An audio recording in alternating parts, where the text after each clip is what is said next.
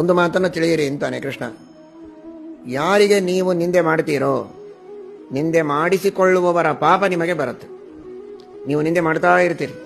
ನನ್ನ ಮನಸ್ಸಿನೊಳಗೆ ಏನು ಅನ್ಕೊಂಡಿದ್ದೆ ಎಲ್ಲ ಅಂದು ಮುಗಿಸಿಬಿಟ್ಟೆ, ಚೆನ್ನಾಗಿ ಅವನಿಗೆ ಏಟು ಕೊಟ್ಟೆ ಅಂತ ಸಂತೋಷ ಪಟ್ಟಿರ್ತೀರಿ. ಇದು ನಿಮ್ಮ ಕಣ್ಣಿಗೆ ಕಾಣೋ ಹಾಗೆ ನಿಮ್ಮ ಮನಸ್ಸಿಗೆ ಅನುಭವಕ್ಕೆ ಬರೋ ತರಹ ನಡೆಯುವಂತಹ ಕೆಲಸ ಇದೆಲ್ಲ. ನೀವು ಅಂದದ್ದು, ಅವನ ಮುಖ ಚಿಕ್ಕದಾಗಿ ಮಾಡಿಕೊಂಡದ್ದು, 4 ಜನ ಅವನನ್ನು ನೋಡಿ ನಕ್ಕದ್ದು, ಅದರಿಂದ ನಿಮಗೆ ಆನಂದ ಆದದ್ದು, ಇದೆಲ್ಲ ಮೇಲ್ಮೈ ತೋರುವ ಎಲ್ಲ ಕಾರ್ಯಗಳು. ಒಳ ಮೈಯಲ್ಲಿ ಆಗುವುದೇನು ನಮಗೆ ಗೊತ್ತಾಗುವುದಿಲ್ಲ. ಒಳಗಾಗುವುದೇನು ಅಂದರೆ ಅವನು ಮಾಡಿದ ಪಾಪಗಳೆಲ್ಲ ಇವನಿಗೆ ಬರ್ತದೆ, ಇವನು ಮಾಡಿದ ಪುಣ್ಯ ಎಲ್ಲ ಅವನಿಗೆ ಹೋಗ್ತದೆ. ಕಷ್ಟಪಟ್ಟು ಮಾಡಿದ ಅವನ ಮೇಲೆ ಸಿಟ್ಟು ತಾನೇ ನಿನಗೆ ಅನ್ನೋದಕ್ಕೆ ತಾನೇ ಬೈತಾ ಇದ್ದಿ. ಆದರೆ ನೀನು ಮಾಡ್ತಾ ಇರೋದು ದೊಡ್ಡ ಉಪಕಾರ ಅವನಿಗೆ. ನೀನು ಅವನನ್ನು ಏನೋ ತಪ್ಪು ಮಾಡಿದ ಶಿಷ್ಯನಿಗೆ ಮಕ್ಕಳಿಗೆ ಬೈಯೋದು ತಪ್ಪಲ್ಲ, ತಿದ್ದೋದಕ್ಕೆ. ರಾಗದ್ವೇಷಗಳಿಂದ ವಿನಾಕಾರಣವಾದ ದ್ವೇಷ, ವೈರ, ಅಸೂಯೆ, ಇನ್ನೊಬ್ಬರಿಗೆ ಪೀಡೆ ಕೊಡಬೇಕೆಂಬ ಇಚ್ಛೆಯಿಂದ ಏನು ಬೈತಾನೋ ಆ ಬೈಯೋದರಿಂದ ಅವನಿಗೆ ಪೀಡೆ ಅಂತ ಅನಿಸುತ್ತೆ.